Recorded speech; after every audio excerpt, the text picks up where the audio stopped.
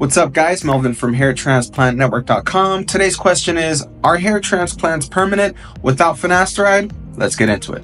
Alright, so the short answer is, it depends. I'm going to get into the scenarios and the reasons why it depends. Two different scenarios. Let's say you're a 61-year-old male who's just experiencing some hairline recession and you want to get a hair transplant. Chances are you're not going to be very bald at 61 years old and just barely seeing some hairline recession. Taking finasteride isn't as important as someone who, let's say, is 21 years old who's experiencing the same type of hairline recession. If you're 21 years old and experiencing hairline recession, there's a high probability that you will have a lot of hair loss in later years. So taking finasteride is highly advisable. Now, I'm going to get into the scenarios and the alternatives in case you don't want to take finasteride. Something that nobody discusses but is true and something that you need to consider before getting a hair transplant is your personal level of sensitivity to DHT.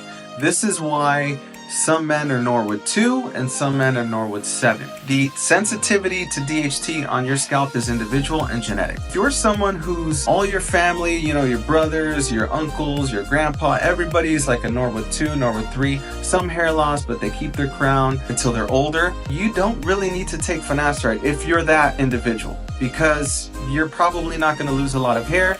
So for that individual, not taking finasteride isn't as important as someone who is, let's say, in a family of all Norwood 6s and Norwood 7s, and they have a high degree of sensitivity to DHT. You definitely need to get on finasteride, maybe even dutasteride, to maintain your hair.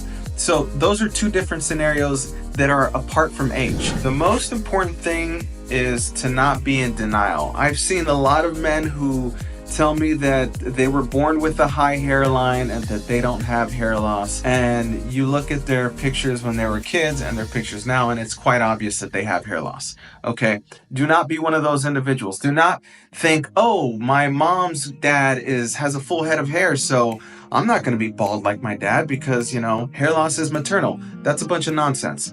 Okay, look at the facts. Look at your age. Look at how much hair loss has progressed, and look at your family history. That's the best predictor for hair loss in general. If you're someone who, like I said, has a high degree of hair loss, you want to be on a DHT blocker like finasteride or dutasteride. You're going to have to maintain your hair for many years. If you're someone who's already older, who has a low degree of hair loss, then obviously finasteride isn't as important. So these are the factors to consider when getting a hair transplant and considering medication. Alternatives to finasteride. Now, as you guys know, I took finasteride, I got negative side effects, and I didn't use any DHT blocker for 8 years. It wasn't until last year, January, that I got on topical dutasteride. And let me tell you, it's been an absolute game changer. It's something that has worked for me, that hasn't caused any side effects. It's something that I would recommend to anybody who has taken finasteride or dutasteride and had side effects, or someone who is scared to take finasteride or dutasteride. It is an alternative. Is it as effective as oral dutasteride or oral finasteride? No. You should not expect topicals to be as effective as an oral version, but it is still effective and something worth considering before getting a hair transplant. It's better than nothing. Alright, well that's pretty much all I have for you guys. I hope you guys found this video informative, and if you did, please do me a favor and hit the like button. If you like the content that I put on this channel, please consider subscribing. Alright guys, till next time.